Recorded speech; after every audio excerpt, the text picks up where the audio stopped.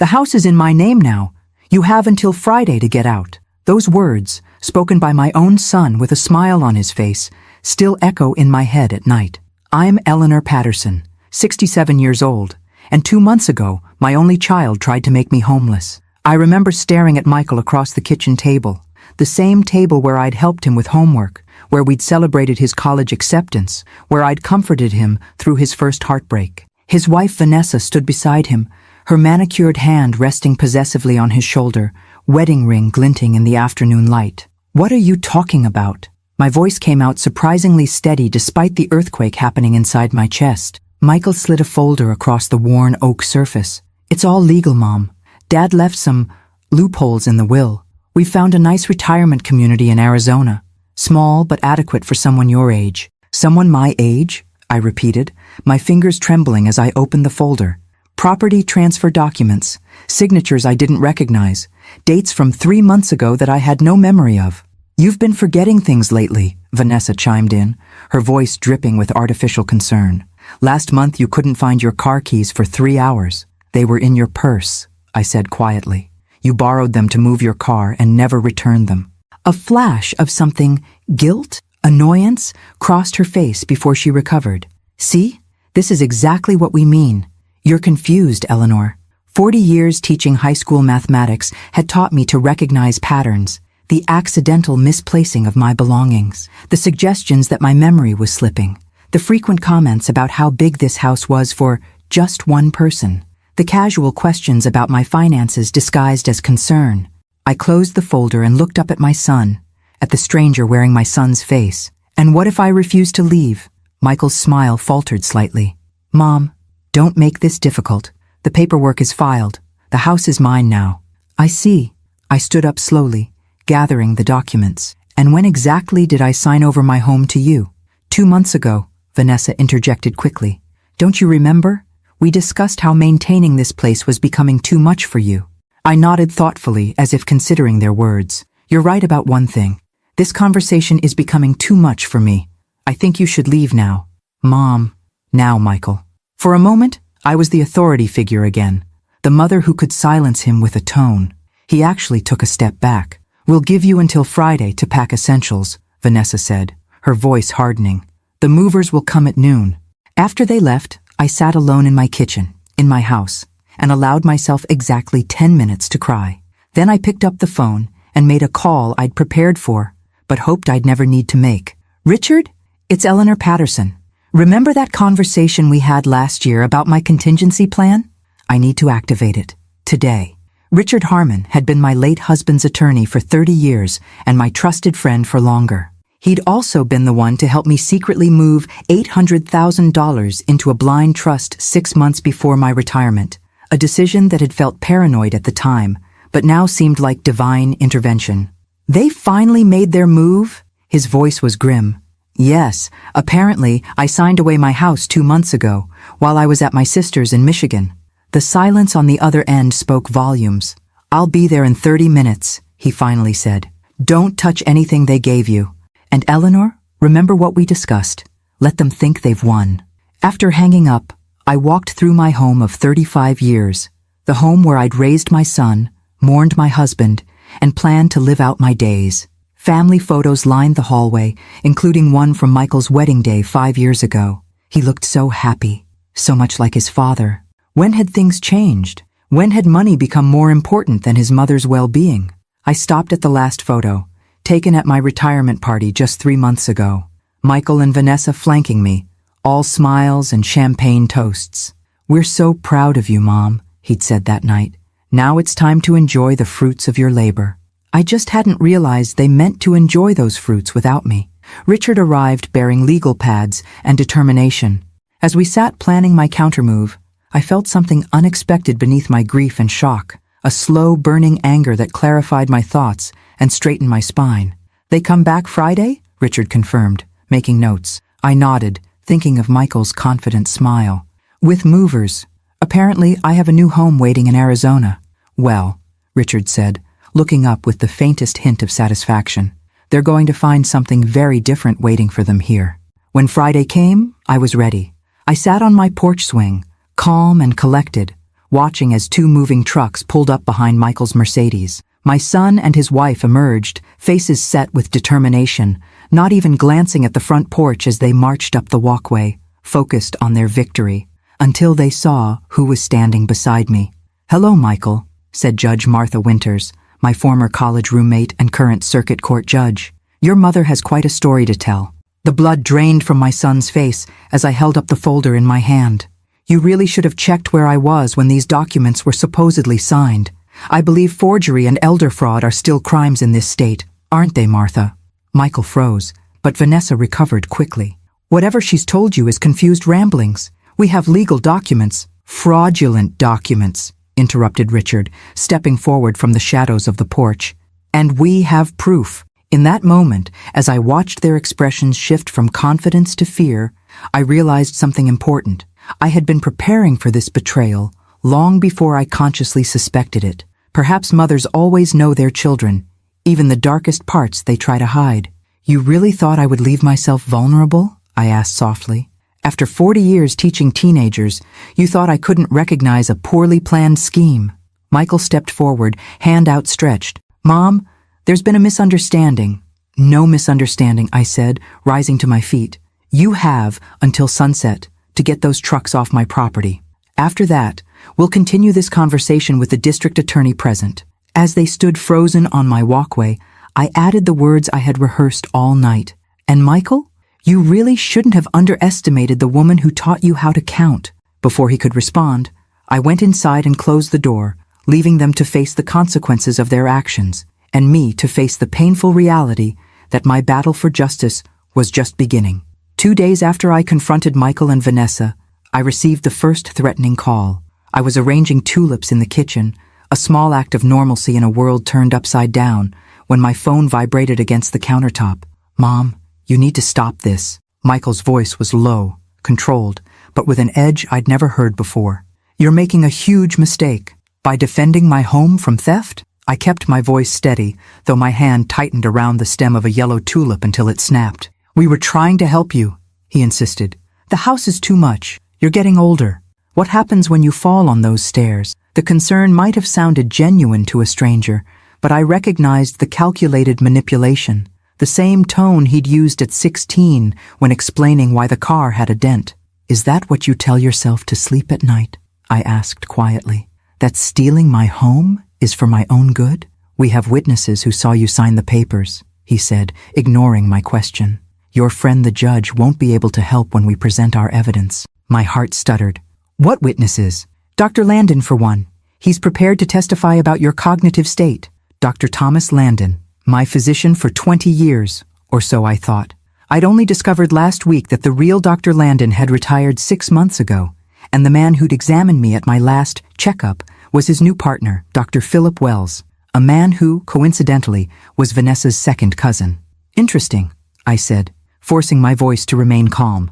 "And these witnesses saw me sign papers in Boston while I was photographed at my sister's house in Michigan?" A pause.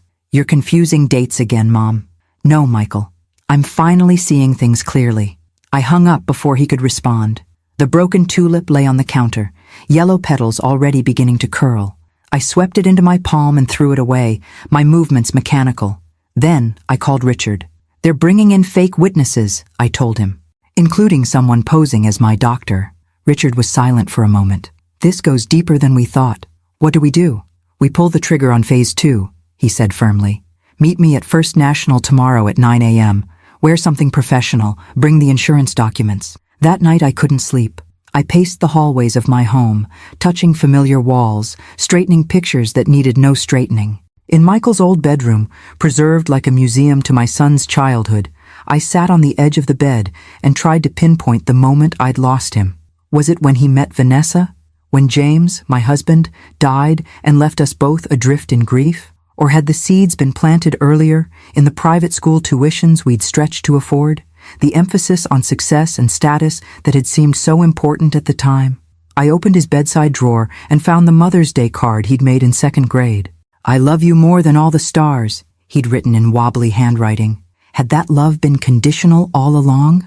Morning came with no answers, just the steely resolve that had carried me through widowhood and now would carry me through this. I dressed carefully in a navy pantsuit I'd worn to board meetings, applied lipstick with a steady hand, and drove myself to First National Bank. Richard was waiting outside, briefcase in hand. Ready? I nodded, squaring my shoulders. More than ready. Inside, the bank manager, Paul Whitman, another former student, greeted me with respect but curiosity. "Mrs. Patterson, Mr. Harmon, how can I help you today?" Richard placed his briefcase on the desk. "Mrs. Patterson would like to access her safe deposit box and make some adjustments to her accounts." Paul's eyes flickered between us. "Of course, I'll need identification and your key, Mrs. Patterson." As I handed over my driver's license and the small key I'd kept on a separate ring from my house keys, I noticed a familiar figure at the counter across the lobby. Vanessa's brother Dale, pretending to fill out a deposit slip while watching us. "We're being observed," I murmured to Richard, who nodded imperceptibly. "Let them watch," he whispered back. "It's all part of the plan." In the private room with my safe deposit box, I removed the documents we needed. The original deed to the house, James's unaltered will, and insurance policies Michael knew nothing about. But we also made a show of removing empty envelopes and discussing account numbers loudly enough to be overheard. Back at the manager's desk, Richard laid out our actual purpose. "Mrs. Patterson would like to verify that no one has attempted to access her accounts without authorization." Paul typed rapidly on his keyboard, then frowned. "There was an attempt last week to transfer funds from your main account to a new account using your online banking credentials. Our fraud department flagged it because the request came from an IP address in Phoenix, Arizona." My hands grew cold. "Phoenix? Yes, the transfer was denied, but—" He hesitated. "But what, Paul?" I prompted. "There was a second attempt yesterday, with a power of attorney document we hadn't seen before. Our legal department is reviewing it now." Richard and I exchanged glances. They were moving faster than we'd anticipated. "I need to freeze all my accounts immediately," I said, "and I'd like to transfer funds from this account." I slid a slip of paper across the desk to the trust account number listed here. Paul looked at the amount, and his eyebrows rose slightly. "That's nearly everything in your primary savings, Mrs. Patterson." "Yes," I agreed calmly. "And it's still mine to move, isn't it?" "Of course." He began processing the transaction, but his fingers paused over the keyboard. "Mrs. Patterson, forgive me for asking, but are you in some kind of trouble?" I thought of my son, who had once promised to love me more than all the stars, now plotting to strip me of everything I owned. "No, Paul," I said with a sad smile, "but someone else is about to be." As we left the bank, Dale was nowhere to be seen. Undoubtedly, he was already calling Michael and Vanessa, reporting what he thought he'd witnessed. Let them think I was moving money they could still access. Let them believe they were one step behind, instead of 3 steps ahead. "Phase 2 complete," Richard said as we reached my car. "Are you ready for Phase 3? It's going to get uglier before it gets better." I looked back at the bank, thinking of the account that now held my financial future, an account created 6 months ago under a trust name that even Michael, with all his scheming, would never think to look for. "I've been teaching for 40 years, Richard. I know that sometimes the hardest lessons are the most necessary ones." That evening, the doorbell rang at precisely 6:13 p.m. Through the peephole, I saw a courier in uniform shifting impatiently from foot to foot. When I opened the door, he thrust an envelope at me without meeting my eyes. "Eleanor Patterson, legal documents, signature required." As I signed, I noticed the return address, Brennan, Weiss and Associates, the law firm where Vanessa's father had worked before retirement. The pieces were falling into place like a grotesque puzzle. Inside the envelope was a formal notice. I was being sued for mental competency evaluation. The hearing was scheduled for next Tuesday, just 5 days away. They were moving with breathtaking speed, hoping to overwhelm me. According to the filing, my concerned family had documented evidence of significant cognitive decline and financially irresponsible behavior. They cited recent unusual withdrawals and paranoid accusations against family members as evidence. They were requesting emergency temporary guardianship, effective immediately. My hands weren't trembling anymore. Instead, I felt a strange, cold clarity descending. If they succeeded, I would lose control not just of my house, but of every decision in my life, where I lived, how I spent my money, even what medications I took. I called Richard immediately. "They're going for guardianship," I said without preamble. "Emergency hearing on Tuesday. His sharp intake of breath told me this was worse than we'd expected. They must have someone at the court pushing this through. Regular competency hearings take weeks to schedule. Vanessa's cousin Melanie works as a clerk for Judge Hargrove, I said, the connections crystallizing in my mind. Remember? She was at the wedding. Jesus, Eleanor, how deep does this go? All the way to the bone, I said grimly. They've been planning this for months, maybe longer. There was a pause before Richard spoke again, his voice heavy with realization. They know about the money, don't they? Not just the house. They know about your retirement fund. A chill ran through me. James and I had lived modestly, saving diligently for 4 decades. My teacher's pension was substantial, and James's life insurance policy had been generous. Including the house, my net worth approached $2 million. I'd always planned to leave it all to Michael eventually, with provisions for any grandchildren. Now I wondered if that had been the plan all along, not to wait, but to take. If they get guardianship, Richard continued, they'll have access to everything, every account they can find. Except the trust, I said quietly. The trust Richard had helped me establish under my maiden name, Eleanor Simmons, with my sister as secondary trustee. Except the trust, he agreed. But we need to move fast. I'll file our counterpetition tomorrow morning, but we need evidence, hard evidence, of their plot. After hanging up, I went to my home office and opened the bottom drawer of my filing cabinet where I kept a leather-bound journal. Not a diary of thoughts and feelings, but a detailed record of every incident over the past year. Missing keys, moved items, appointments mysteriously rescheduled, medications that made me feel strange and foggy.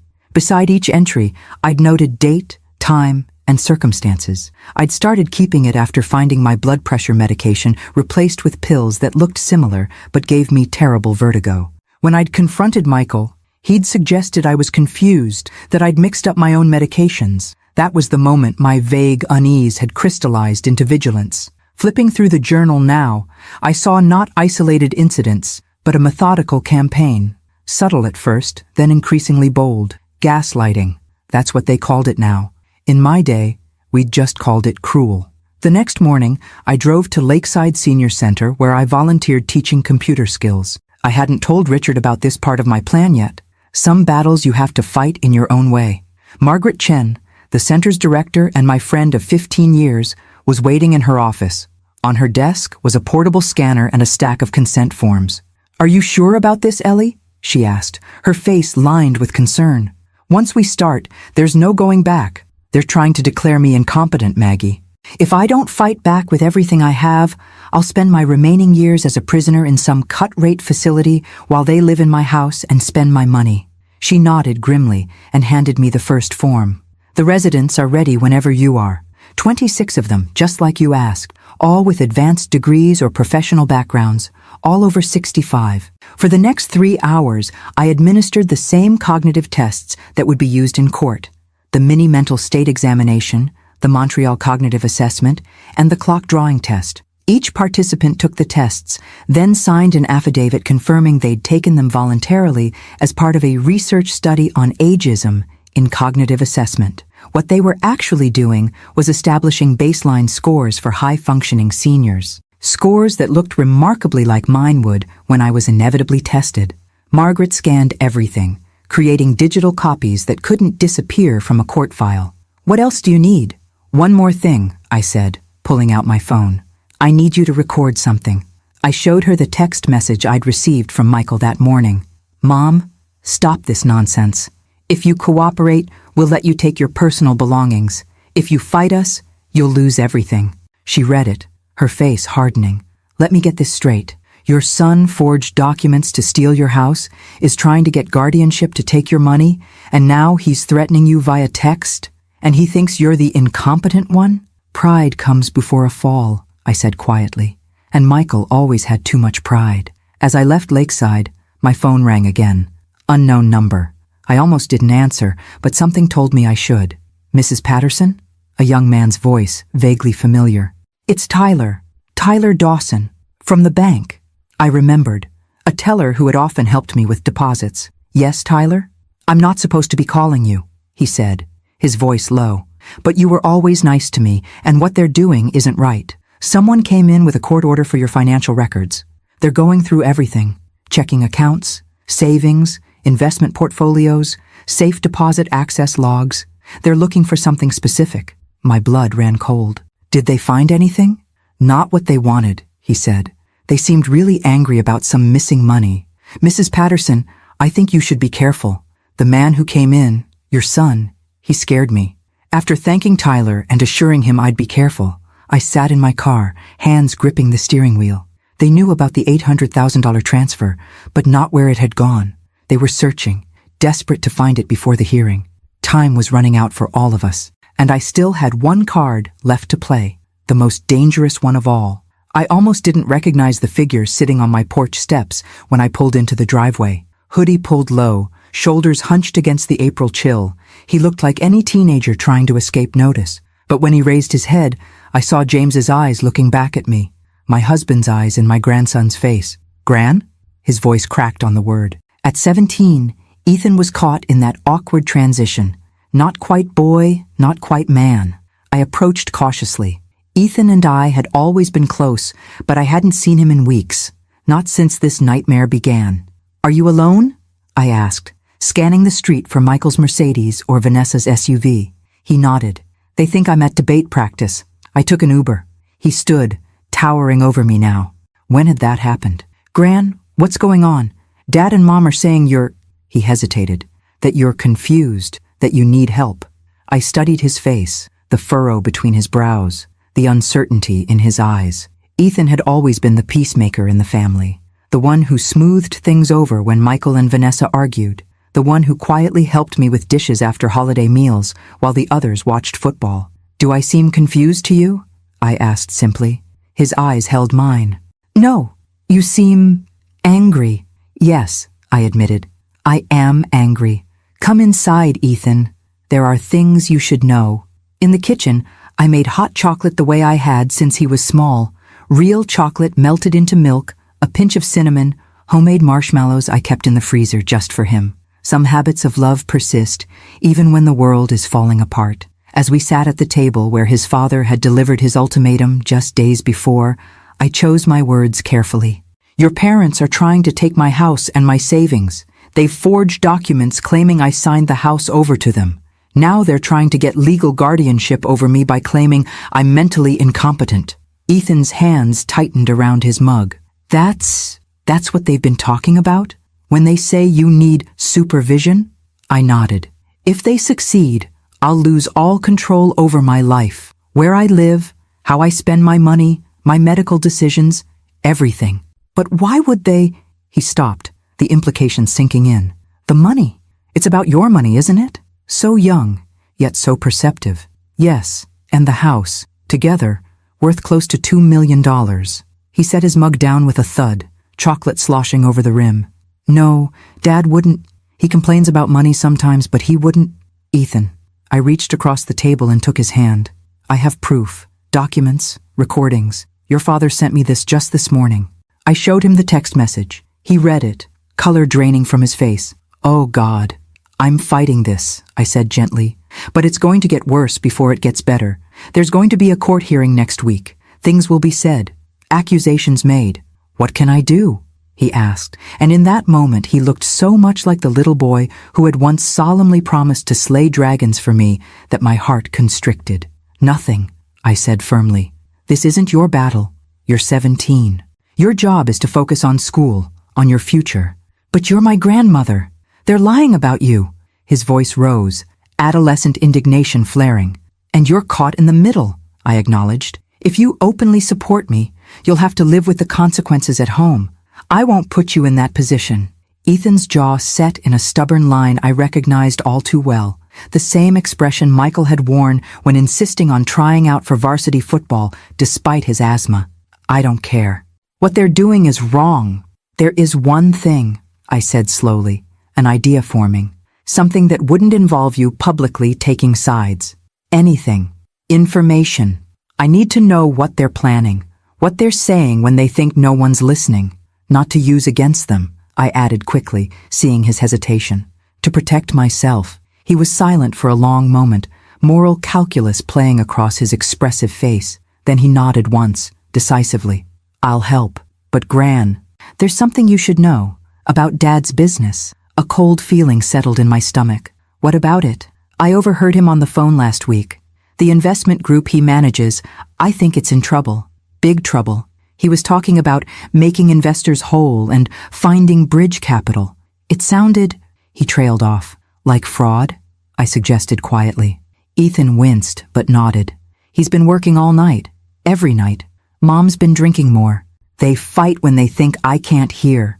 Pieces clicked into place. Michael's desperation, the rushed timeline, the increasingly brazen tactics. This wasn't just greed. It was desperation. My son wasn't just trying to steal my nest egg. He was trying to save himself from disgrace, possibly even prison. There's something else, Ethan continued reluctantly. Yesterday, I found Mom looking through Dad's old photo albums from college. She was scanning pictures of you from back then. When I asked why, she got weird and closed the laptop. My mind raced. Photos from 30 years ago? What possible use?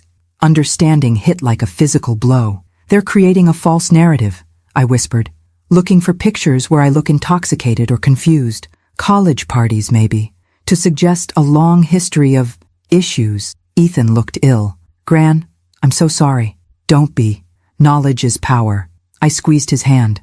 Now I know to counter with my own documentation. The grandfather clock in the hallway, a wedding gift from James's parents, chimed 4 times, startling us both. You should go, I said reluctantly, before they get suspicious. As I walked him to the door, Ethan suddenly turned and hugged me fiercely. I believe you, he whispered, and I have access to Mom's cloud storage. She backs up everything, texts, emails, photos. I know her password. I pulled back to look at him, this nearly grown man with a child's trust in his eyes. Ethan, be careful. What you're suggesting is the right thing to do, he finished firmly. You taught me that, Gran, even when it's hard, especially when it's hard. After he left, I called Richard again, my mind racing with new possibilities. My grandson had just handed me the keys to the kingdom, evidence that might not be admissible in court, but could give us the roadmap we needed. Richard, it's me. I need a computer expert, someone discreet, and I need them tonight. Eleanor, what are you planning? I watched Ethan's retreating figure through the window, shoulders squared with newfound purpose, and felt an unexpected surge of hope. I'm planning to save my son from himself, I said quietly, even if he hates me for it. By 8 p.m. that evening, my dining room had been transformed into a command center. Richard had arrived with Sophia Diaz, a former FBI cyber specialist who now worked as a digital forensic consultant. Compact, efficient, with close-cropped gray hair and tortoiseshell glasses, she exuded competence as she set up her equipment on my antique mahogany table. Mrs. Patterson, she acknowledged with a brisk nod. Richard explained your situation. Computer fraud and elder exploitation cases are unfortunately common in my practice. Will this be legal? I asked, eyeing the array of devices now covering the hand-crocheted tablecloth my mother had made. Sophia's lips twitched. We're not hacking anything, if that's your concern. Your grandson has provided consensual access to accounts registered in his name and shared family accounts he has authorized access to. As for the rest, she shrugged, we're merely documenting evidence of crimes committed against you. Richard placed a hand on my shoulder. Everything we're doing falls under preparing your legal defense, Eleanor. Attorney-client privilege covers this activity. I nodded, still uneasy but resolute. At exactly 8:30, my phone chimed with a text from Ethan. All clear. Mom and Dad at dinner with the Hayworths until 10. Using Mom's laptop now. Sophia immediately began typing, her fingers flying across her keyboard. He's sending the access information now. Smart kid. He's using Signal for encrypted messaging. He's always been good with computers, I said, a grandmother's pride momentarily displacing my anxiety. He built his first gaming PC at 12. Well, he's about to help build a case against his parents, Richard murmured. Are you sure about involving him, Eleanor? Before I could answer, Sophia let out a low whistle. We're in, and, oh my. She turned her laptop toward us. On the screen was an email from Michael to someone named Carson Weiss, Vanessa's brother-in-law, I realized, a real estate attorney. C. Need to expedite the property transfer. Mother showing increased resistance. V suggests pursuing incompetency, ruling ASAP. Have Melanie fast-track with Judge H documentation attached, including historical evidence of instability. Financial situation critical. Investors threatening action if capital not secured by end of month. House equity and retirement accounts would provide necessary stopgap. M. The email was dated February 15th, weeks before they'd confronted me with their scheme. There's more, Sophia said, scrolling through a folder labeled Patterson Estate. Detailed inventories of your possessions, appraisals of artwork and jewelry, lists of accounts they believe you have, financial projections for how they'd allocate your assets. She paused at a document titled Cognitive Assessment Strategy. This is meticulous. They've been documenting every time you've forgotten something, misplaced something, or made a mistake for the past 8 months. My stomach clenched. I rarely forget anything. They've been moving my things, changing appointments without telling me, creating a paper trail of cognitive decline, Richard said grimly. Classic elder abuse tactic. There's something else, Sophia said, opening another folder. Financial records for Meridian Capital Partners, your son's investment firm, balance sheets, investor correspondence. She scanned the documents, her expression darkening. Mrs. Patterson, your grandson was right. Your son's business is in serious trouble. Richard leaned over her shoulder, adjusting his reading glasses. He's been running a Ponzi scheme, he said after a moment, his voice hollow with disbelief, using new investor funds to pay returns to earlier investors while siphoning off millions for personal use. Michael wouldn't, I began automatically, then stopped myself. The Michael I thought I knew wouldn't steal his mother's house either, yet here we were. The evidence suggests otherwise, Sophia said gently. According to these projections, the scheme is about to collapse. Without an immediate infusion of at least $1.5 million, he won't be able to meet next month's obligations to investors. My hand went to my throat, to the pendant James had given me on our 30th anniversary. That's why they need my money. That's why they can't wait for me to die naturally. The words felt strange in my mouth, bitter and sharp. There's more, Sophia continued, opening an email thread between Michael and Vanessa. They've already put a deposit on a house in Costa Rica, non-extradition country. They're planning to flee, Richard said, his lawyer's mind connecting dots faster than my stunned brain could process. Take your money and run before the investment fraud is discovered. What about Ethan? I asked, panic rising. They wouldn't leave him behind. The answer came in the next email Sophia opened. Enrollment confirmation for International Academy of San Jose, a boarding school in Costa Rica's capital. Tuition paid in full for the coming academic year. They're taking him with them, I whispered, uprooting him from everything he knows. Mrs. Patterson, Sophia said carefully, this goes well beyond attempting to defraud you. This is major securities fraud, elder abuse, conspiracy, possibly even kidnapping if they're planning to take your grandson out of the country without proper consent. The FBI and SEC would be very interested in this information. Richard was already shaking his head. We need to be strategic. If we go to the authorities now, Michael could flee immediately. We need to secure Eleanor's assets and safety first, then address the larger criminal issues. But Ethan, I protested. We'll be warned, Richard assured me. But if we move too quickly, we risk losing everything, including the chance to help your grandson in the long run. My phone chimed again, Ethan alerting us that his parents' dinner was ending early.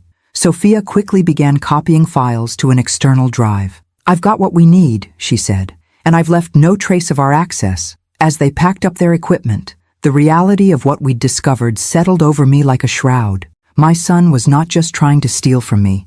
He was a criminal, on the verge of destruction, willing to sacrifice his own mother to delay the inevitable. What now? I asked Richard as he prepared to leave. Now we revise our strategy, he said, his face grim but determined. This isn't just about defending your competency anymore. It's about stopping a flight risk and protecting your grandson. After they left, I sat alone in my dining room, the ghost of family dinners past hovering in the shadows. Thanksgiving turkeys carved at the head of this table, Christmas cookies decorated here, maple syrup staining the wood despite placemats. Ethan learning to play chess across from me, his small face scrunched in concentration. I placed my palms flat on the cool surface, steadying myself. James, I whispered to my late husband's memory, what would you do? How do I save our son from himself? How do I protect our grandson? No answer came, but as I sat in the gathering darkness, A plan began to form, one that might save all of us, even if it meant sacrificing the future I had imagined.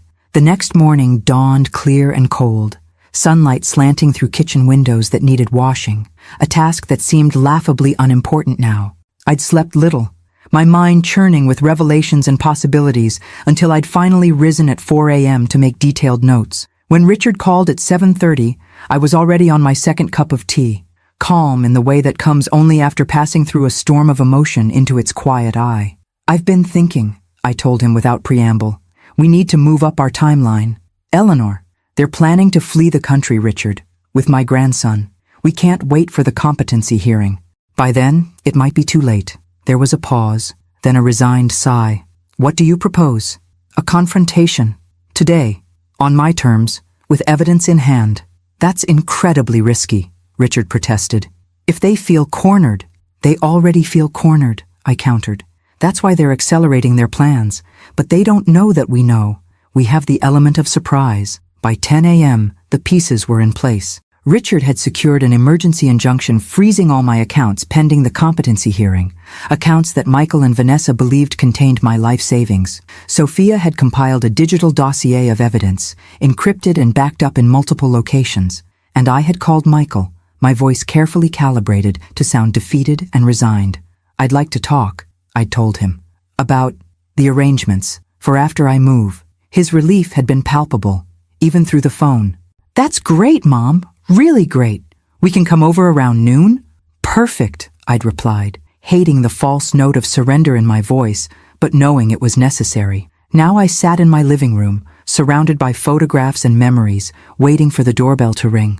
Beside me was a legal pad with notes, a digital recorder, and a small device Sophia had provided, a signal jammer that would prevent them from making calls or sending messages once our conversation began.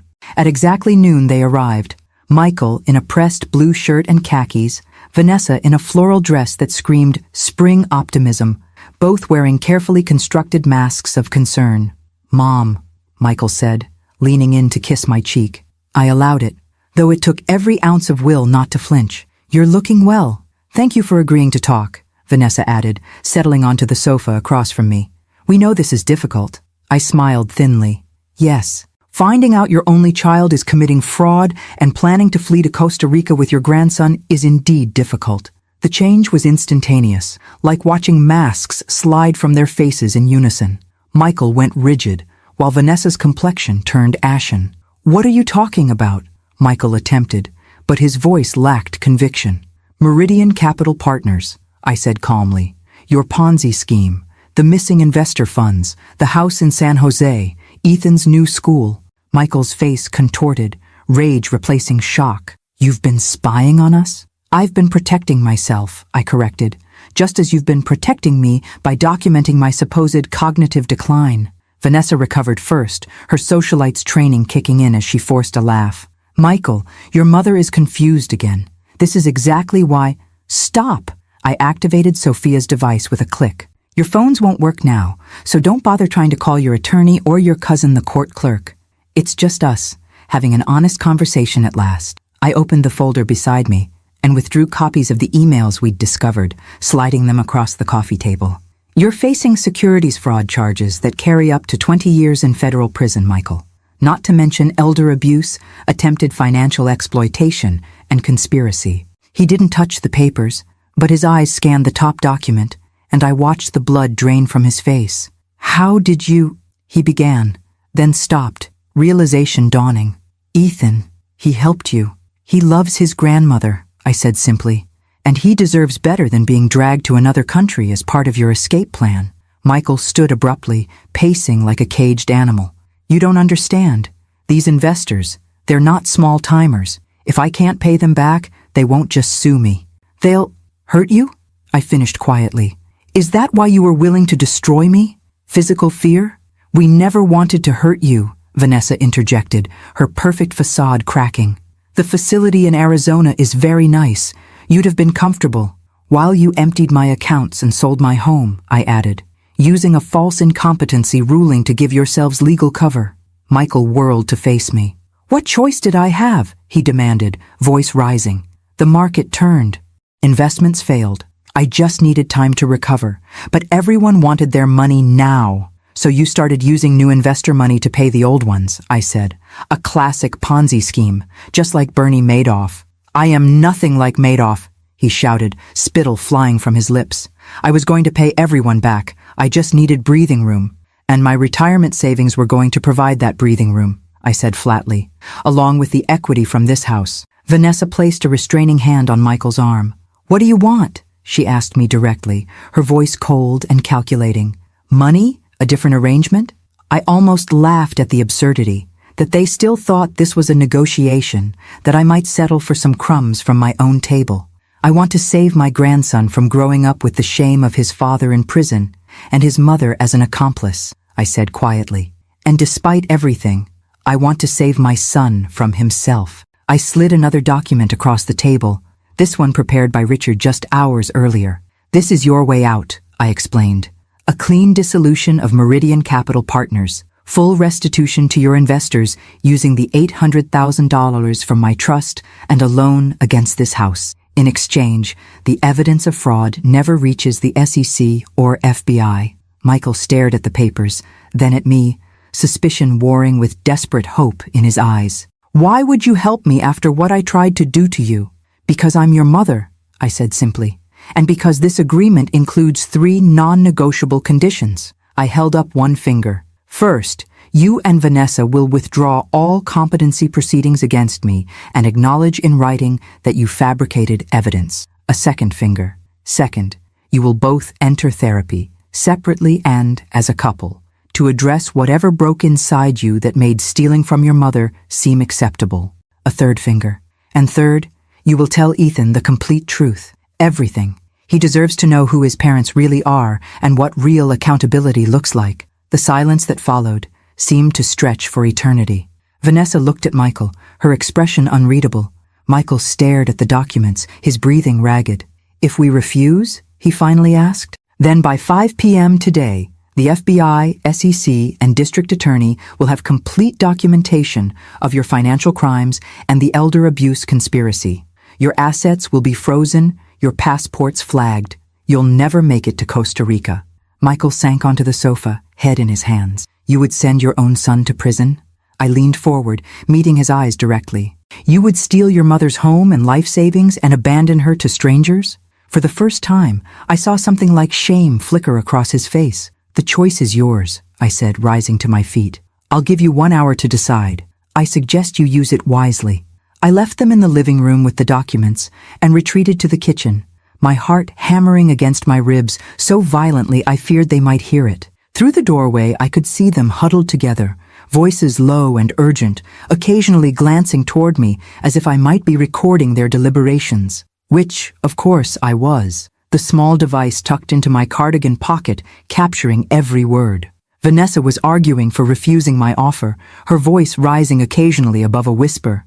We can still fight this, her word against ours, and who's going to believe an old woman with no... She has evidence, Michael hissed back. Emails, financial records. How the hell did she get all this? I busied myself making tea, the familiar ritual steadying my trembling hands. The kitchen clock ticked relentlessly toward their deadline, 1:17 p.m. I'd given them precisely 1 hour. At 1:09, Michael appeared in the doorway, his face haggard, eyes bloodshot. For a moment, I saw the little boy who had come to me at 7 years old, confessing to breaking a neighbor's window with his baseball, scared but summoning courage to face consequences. If we agree to your terms, he said hoarsely, how do we know you won't turn us in anyway? After what we tried to do to you, why would you keep your word? I poured hot water over the tea leaves, watching them unfurl in the pot. Because unlike you, I still believe family means something. Because despite everything, you're still my son. And because Ethan deserves a father who made amends, not one who ran away or went to prison. Ethan, he repeated, the name seeming to deflate him further. He knows everything, doesn't he? That's how you got the emails. I nodded. Not initially. He came to me confused about what was happening. The rest he discovered on his own. Michael leaned against the doorframe, suddenly looking every day of his 42 years, and then some. He'll never forgive me. Perhaps not immediately, I acknowledged, arranging cups on a tray. Forgiveness takes time. But teenagers are remarkably resilient when given honesty. It's the lies that do lasting damage. Vanessa appeared behind him, her perfect makeup now smudged around the eyes. "We need guarantees," she said, steel still in her voice. "Written assurances that once we've met your conditions, you'll destroy all evidence." I smiled thinly. "Page 4, paragraph 3 of the agreement. Richard anticipated your concern." "Of course he did," Michael muttered. "You're a tack dog lawyer." "My friend," I corrected, "who helped me protect myself when my own family turned against me." A painful silence filled the kitchen, broken only by the soft tick of the clock. "We'll sign," Michael finally said, not looking at Vanessa, whose lips tightened into a bloodless line. "We don't have a choice." "We always have choices, Michael," I said, lifting the tea tray. "You chose to defraud your investors. You chose to try to steal my house and savings. Now you're choosing a harder path, but a better one." Back in the living room, they signed every page of the agreement, the scratch of pen on paper unnaturally loud in the tense silence. When they finished, I took the documents and placed them carefully in a folder. "What happens now?" Vanessa asked, sounding smaller somehow, her carefully constructed facade of confidence crumbling. "Now we begin the process of making things right," I said, "starting with Ethan." Michael's head snapped up. "Now? Today?" "Yes. He's waiting at Richard's office. We'll go there together, and you will tell him everything. The financial troubles, the plan against me, all of it." "He'll hate us," Vanessa whispered. "He'll be angry and hurt," I corrected. "With good reason, but he needs to hear the truth from you, not pieces and fragments he's discovered on his own." Before we left, I made one last call to Richard, confirming that everything was proceeding as planned. As I hung up, I noticed Michael staring at the photograph on the side table. James and me on our 30th anniversary, my head thrown back in laughter at something he'd said. "Dad would be ashamed of me," Michael said quietly. "Yes," I agreed, seeing no point in comforting lies. "But he would have given you this same chance to make amends." He believed in redemption. The drive to Richard's office was silent and tense. Vanessa stared out the window, physically present, but emotionally absent. Michael drove mechanically, his knuckles white on the steering wheel. When we arrived, Richard met us in the lobby, his expression professionally neutral, but his eyes conveying concern as they met mine. "Everyone's upstairs, conference room A." In the elevator, Michael turned to me suddenly. "Did you ever suspect, before all this?" I considered lying, then decided we'd had enough deception. "Yes, little things at first. Comments about the house being too big for me. Questions about my finances that seemed too probing. Then my medication started making me feel strange." His face paled. "You knew we were drugging you?" "I didn't swallow them," I said simply. "I've been flushing them for months. But the fact that you tried told me everything I needed to know about how far you were willing to go." The elevator doors opened, cutting off whatever response he might have made. Ethan was waiting in the conference room, looking both older and younger than his 17 years, shoulders squared with forced maturity, eyes vulnerable with hurt. Beside him sat Sophia, who nodded professionally at us, and a man I didn't recognize, who Richard introduced as Martin Greer, a forensic accountant. "Mom? Dad?" Ethan stood uncertainly. "What's happening?" Michael stepped forward, then stopped, seemingly unable to find words. I touched his arm gently. "Tell him," I urged quietly. "All of it." And so he did, haltingly at first, then with increasing fluidity as confession became unburdening. The failed investments, the desperate measures to keep investors from discovering losses, the growing debt, the plan to use my assets to buy time. Vanessa remained largely silent, occasionally interjecting with justifications that rang hollow even to her own ears. Ethan listened without interrupting, his young face cycling through shock, disbelief, anger, and finally a profound sadness that made him look impossibly adult. When Michael finished, the room fell silent. Ethan looked at me, then back at his parents. "You were going to put Gran in a home and take her money," he said flatly, "after everything she's done for us, for me." "Ethan, we were desperate," Vanessa began, but he cut her off with a gesture so reminiscent of his grandfather that my breath caught. "Don't," he said sharply. "Just don't make excuses." He turned to me, his eyes swimming with unshed tears. "I'm sorry, Gran. I should have told you sooner what I suspected. You did exactly what you should have. I assured him, reaching for his hand. And now we're going to fix this. Together. Richard cleared his throat. The restitution plan is already in motion. Mrs. Patterson's trust funds will be used to partially repay investors, alongside the equity loan on the house. Mr. Greer will oversee the dissolution of Meridian Capital and ensure all documentation is properly filed with regulatory authorities. What about us? Ethan asked, the question hanging in the air like a physical thing. Where do we go from here? I squeezed his hand. One step at a time, I said gently. One honest step at a time. 3 weeks after the confrontation, I stood in my garden, deadheading roses, the familiar rhythm of the task bringing a semblance of normalcy to days that had been anything but normal. May sunshine warmed my shoulders as I carefully pruned away spent blooms, making room for new growth. Need help with those? I turned to see Ethan standing at the garden gate, backpack slung over one shoulder. Since that day in Richard's office, he'd taken to stopping by after school 3 times a week. Sometimes to talk, sometimes just to sit in companionable silence as I puttered around the house or garden. Always, I smiled, handing him a pair of gloves. How was the calculus test? Aced it, he said, joining me among the rose bushes. Mr. Peterson said my proof was elegant, whatever that means in math speak. It means you impressed him, I said. Your grandfather would be proud. We worked side by side, the snip of shears punctuating our conversation about school, friends, normal teenage concerns that felt precious in their ordinariness. Neither of us mentioned the elephant that had taken up residence in our lives, the ongoing legal and financial untangling of Michael's fraud, the twice-weekly therapy sessions, the awkward new reality of our family, until Ethan set down his shears and asked, "Have you heard from Dad today?" I shook my head. Not since Monday. We're meeting tomorrow with the financial advisor. Another silence fell, this one heavier. He's trying, Gran, Ethan said finally. I know it doesn't make up for what he did, but he's really trying. I know, I said gently. People can change when they're brave enough to face their mistakes. Ethan snipped viciously at a withered bloom. Mom's not changing. She's just angrier. She thinks we all betrayed her.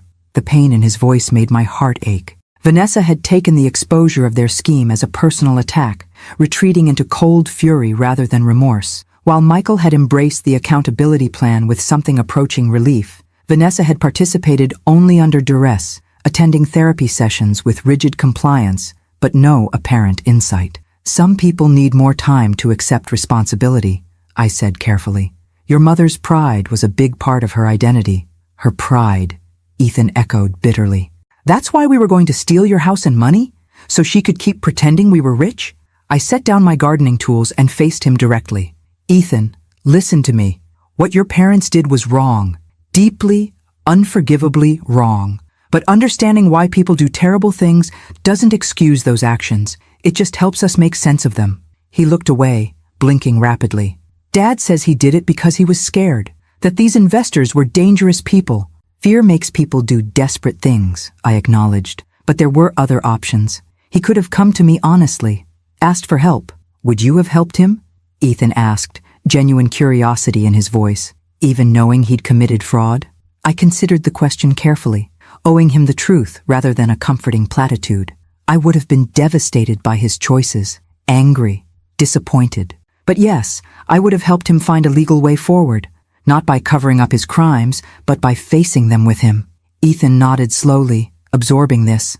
Last night, I heard them fighting again. Mom wants to move, says she can't face people here anymore. Dad says we have to stay and face the music. It's like they're not even the same people I knew a month ago. They're not, I said simply. Crisis reveals character, sometimes even to ourselves. Your father is discovering he has the courage to face consequences. Your mother is still finding her way.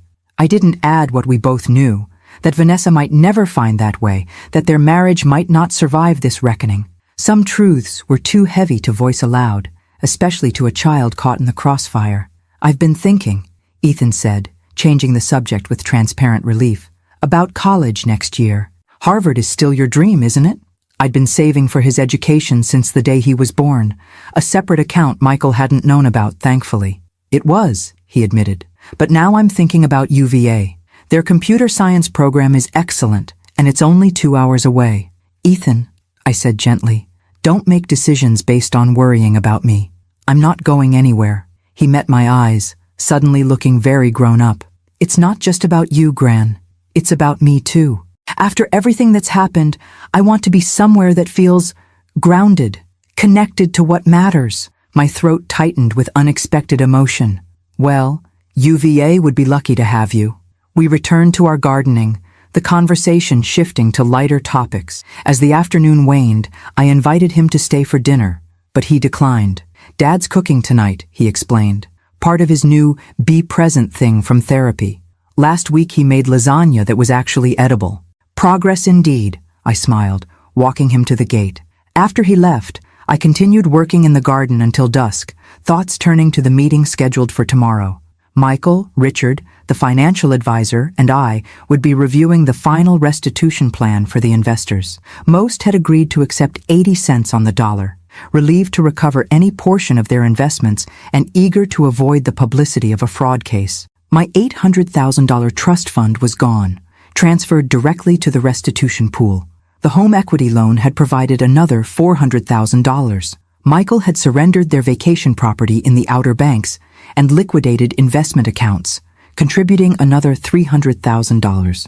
All told, nearly $1.7 million had been assembled to repay the $2.1 million owed. It wasn't perfect justice, but it was the best possible outcome given the circumstances.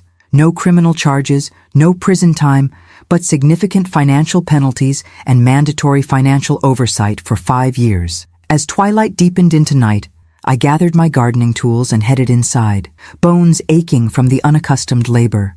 In the kitchen, I washed dirt from beneath my fingernails and contemplated dinner, settling on a simple omelet. The house felt different now, neither the threatened space it had been during Michael's scheme, nor the lonely widow's dwelling it had been after James died. It was mine again, securely mine, though changed by the knowledge of what had nearly happened within its walls. As I whisked eggs in a bowl, the phone rang.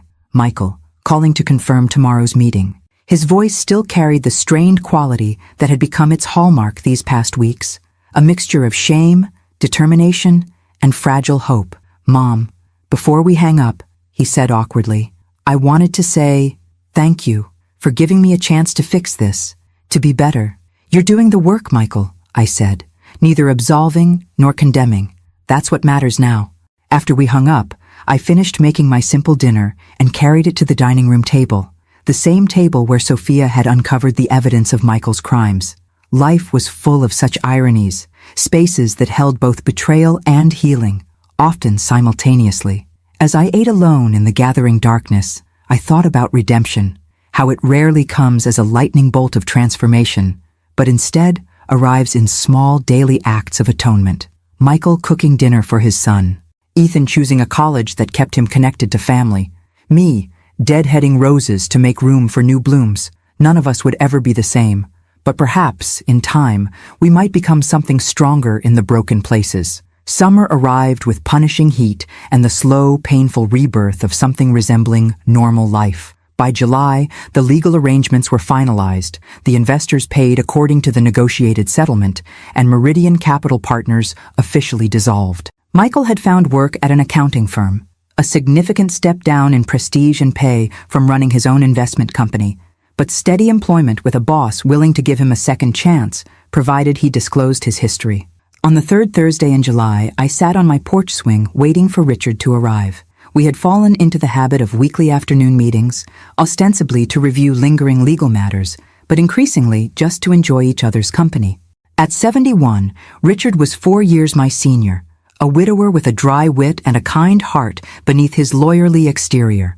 Today, though, our meeting had a specific purpose. I'd made a decision that required legal assistance, one I hoped I wouldn't regret.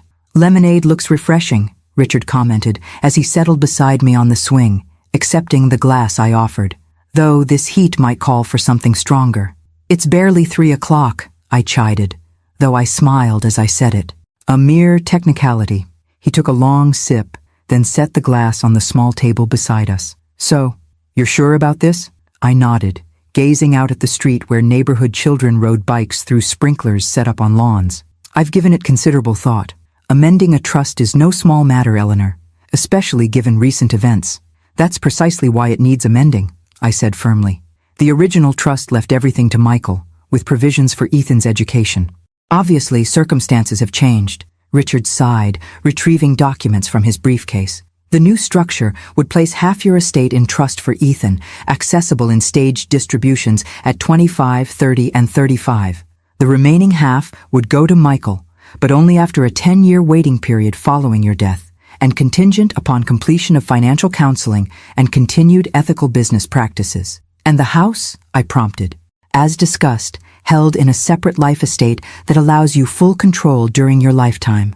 Upon your passing, it converts to a restricted family property trust that prevents sale for 20 years. Michael, Vanessa, and Ethan would have equal rights to use it, but not to sell or borrow against it. I nodded, satisfied. The house stays in the family, but nobody profits from it financially. That's what I want. Richard studied me over his reading glasses. May I speak frankly? As your friend, rather than your attorney? When have you ever held back? I smiled. These terms are generous toward Michael, considering what he attempted to do to you. Most people in your position would disinherit him entirely. I gazed at the porch ceiling, gathering thoughts that had been forming for months. Punishment isn't my goal, Richard.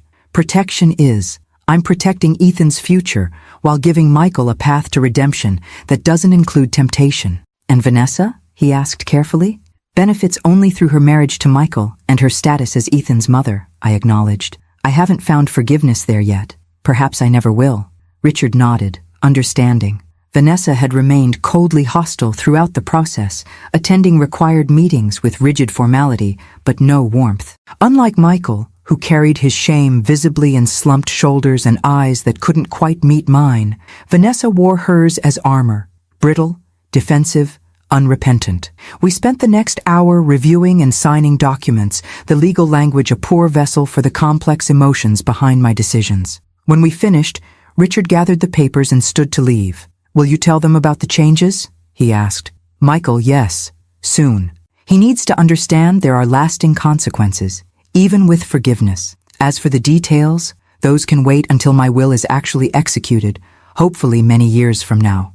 After Richard left, I remained on the porch, watching shadows lengthen across the lawn as afternoon drifted toward evening. The weight of decisions made and yet to be made pressed on me, not unpleasantly but persistently, like a hand resting on my shoulder. At 5:30, a familiar car pulled into my driveway, Michael's new used sedan, a practical Camry that had replaced his leased luxury vehicle. He emerged looking tired but composed, dress shirt wrinkled from a day at the office, tie loosened at his neck. Mom, he greeted me, climbing the porch steps. Got your message. Everything okay? Fine, I assured him, patting the swing beside me. Sit. I thought we might talk before dinner. He settled cautiously, the swing creaking beneath our combined weight. Ethan mentioned you invited us for Sunday. That's still good? Of course. I'm making pot roast. A small smile flickered across his face. Dad's favorite. Yes, I agreed softly. James had been gone 6 years now, but his absence still echoed in these small moments of remembering. We sat in silence for a moment, the swing moving gently back and forth, cicadas humming in the oak trees flanking the yard. I amended my trust today, I said finally, deciding directness was kindest, and my will. Michael stiffened slightly but nodded, eyes fixed on the porch railing. I assumed you would, after everything. You're still included, I continued, watching his face carefully. But with conditions and delays that weren't there before. Ethan will receive his portion directly. He exhaled slowly. That's more than fair, more than I deserve. It's not about deserving, Michael. It's about learning. He turned to look at me then, his eyes, so like his father's, swimming with emotions too complex to name. I keep trying to understand how I got here, how I became someone who could do what I tried to do to you. And? My therapist says it was a perfect storm. Financial pressure, fear, entitlement, rationalization. But those are just words. They don't explain why I was willing to betray my own mother. I considered this, choosing my response carefully. When your father died, what did you feel? Beyond grief. He seemed startled by the question. I don't know. Lost. Angry. Scared, I guess. Scared of what? Of not measuring up. The admission came reluctantly. Dad was so solid. Dependable. Everyone respected him. I always felt like I was pretending to be what he was naturally. I nodded. pieces falling into place. So you built a life that looked successful on the outside, even when it was hollow within. And when that facade started to crack, I was willing to do anything to keep it from collapsing, he finished quietly. Even hurt the people I should have protected. Tears pricked behind my eyes, but I blinked them away. Your father wasn't perfect, Michael. No one is. The difference was that he accepted his imperfections rather than hiding them. I'm trying to learn that, he said. It's harder than I expected. I reached over and took his hand, the first time I'd initiated physical contact since the confrontation. Most worthwhile things are. His fingers tightened around mine, and for a moment we sat connected. The weight between us not gone, but somehow shared, made lighter by acknowledgement. Will you tell Ethan? He asked eventually. About the changes to your will? No, I said firmly. He has enough to process right now. His inheritance isn't something he needs to think about at 17. Michael nodded, relieved. And Vanessa? That's for you to decide. She's your wife. A shadow crossed his face. For now. Trouble? I asked, though I wasn't surprised. She wants to move to Charlotte. Start over where people don't know what happened. I told her I need to stay here and face things. We're at an impasse. I said nothing, knowing this was his journey to navigate, his consequence to bear. I should go, he said, rising. Ethan has debate practice until 7, but I promise to have dinner ready when he gets home.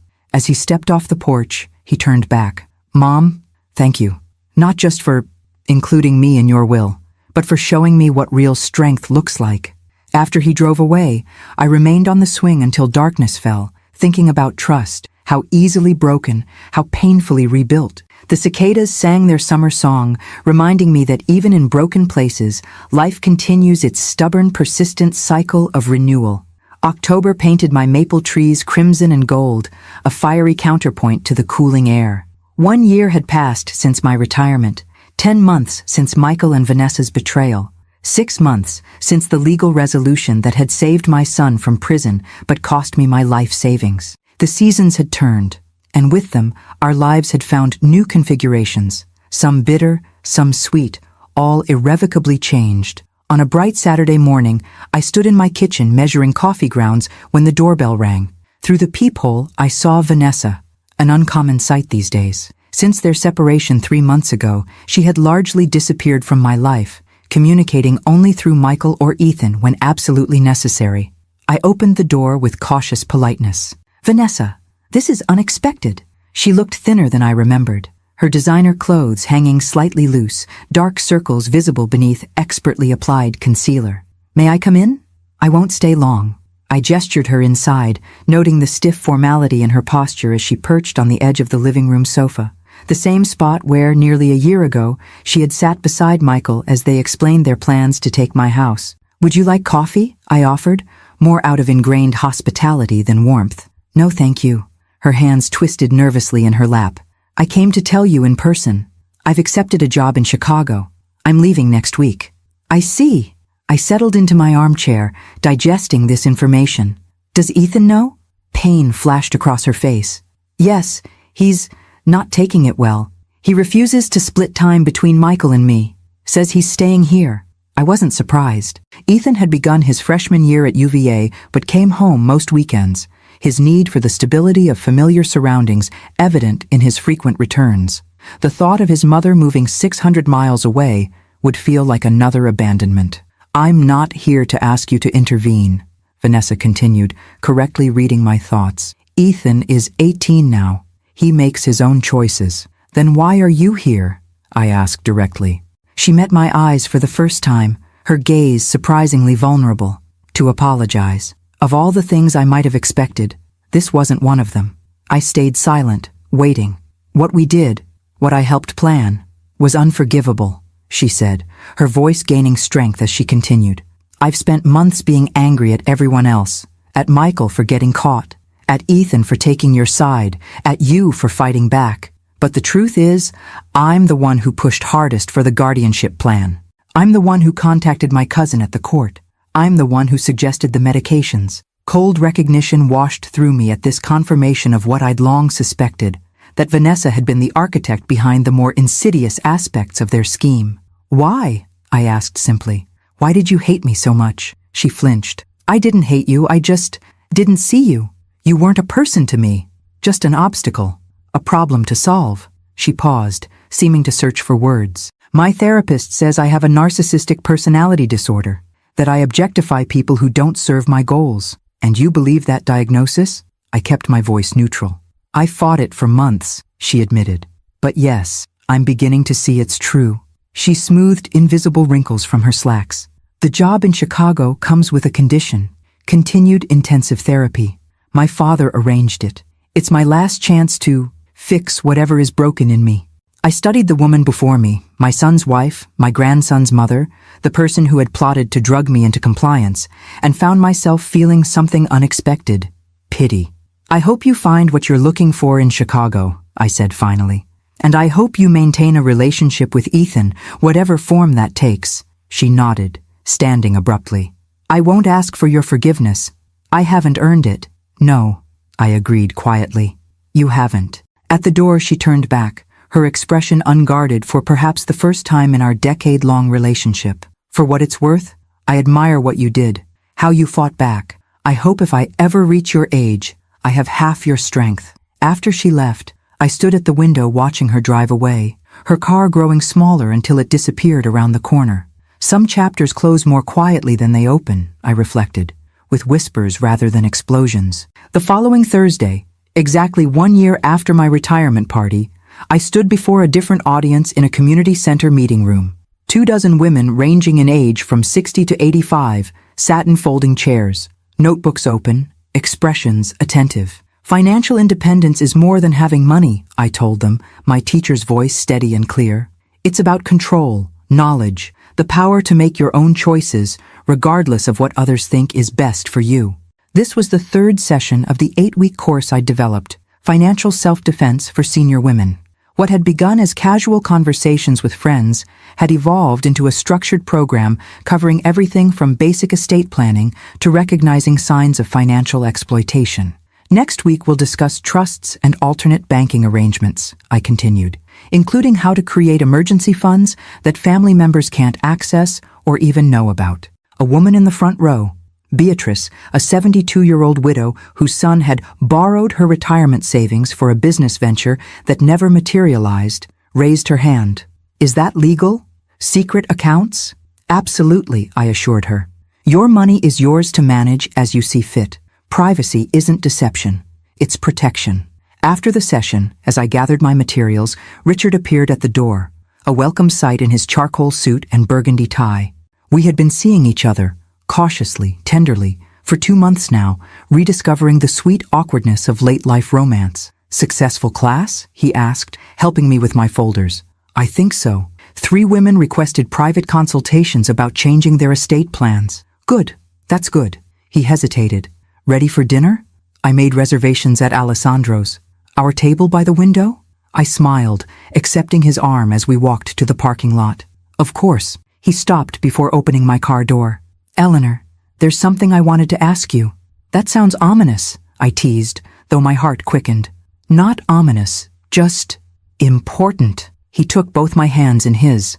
I've been thinking about the future, our future, specifically, how we might share more of it. Richard Harmon, are you proposing? I'm proposing we consider possibilities, he said carefully. At our age, marriage comes with complications, financial entanglements, family expectations, Medicare implications. I laughed despite myself. Only a lawyer would include Medicare in a proposal. Former lawyer, he corrected, smiling. But yes, occupational hazard. The point is, I love you, Eleanor. I think I have since James's funeral, though I didn't let myself acknowledge it then. I want to build whatever time we have left together. Warmth spread through me, a feeling I'd thought long past. I'd like that too. Over dinner we discussed practical arrangements, my house or his, mine with its memory-filled rooms and gardening space, how to handle holidays, alternating families, what to tell our children, the simple truth. It wasn't the passionate planning of young lovers, but something equally precious, the measured, clear-eyed choice of 2 people who had seen life's harshest realities and still chose connection. When I returned home that night, I found Ethan waiting on my porch, home from college for the weekend. Gran, I tried calling. He stopped, noticing my dressy outfit and flushed cheeks. Were you on a date? As a matter of fact, I was, I admitted, unlocking the door. With Richard. Your lawyer? His eyebrows shot up, then he grinned. Cool. Dad mentioned you two were seeing each other.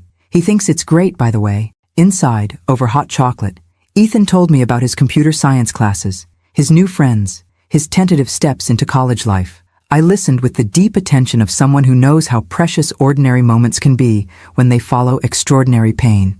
Mom called, he said eventually, stirring his cocoa. From Chicago. She's found an apartment. Wants me to visit at Thanksgiving. Will you go? I asked carefully. He shrugged. Maybe. Dad says I should give her a chance. That she's really trying this time. Your father has become quite wise, I observed. Yeah. Ethan smiled faintly. He's different now. Better, I think. Is that weird to say? Not at all. Sometimes people need to break before they can rebuild stronger. Later, after Ethan had gone upstairs to the guest room that was becoming his weekend sanctuary, I sat on the porch swing watching stars emerge in the autumn sky. My phone buzzed with a text from Michael. Ethan, make it safely? Yes, I replied. We're having breakfast tomorrow if you want to join us. Richard might be here too. A pause then. Sounds good. I'd like that. I set the phone aside and wrapped my cardigan tighter against the evening chill. 1 year ago, I had placed $800,000 in a secret trust, never imagining how crucial that decision would prove. My retirement fund was gone now, my financial future more modest than planned, but I had salvaged something far more valuable: my autonomy, my family, my sense of self. As I rocked gently in the growing darkness, I thought about the women in my class, each protecting herself against an uncertain future. I thought about Ethan, building a life with stronger foundations than his father had. I thought about Richard, offering companionship for whatever years remained to us. The future would bring its own challenges. It always did. But whatever came, I would face it on my terms, in my house, surrounded by the people who had earned the right to remain in my life. Some lessons come at terrible cost, but once learned, they armor us against the world in ways money never could. I closed my eyes, feeling the solid porch beneath me, the house behind me, the sky above me, all mine, all safe. For now, for today, that was enough. Thank you so much for listening. Subscribe to the channel, like, share, and leave your story in the comments if you feel like it.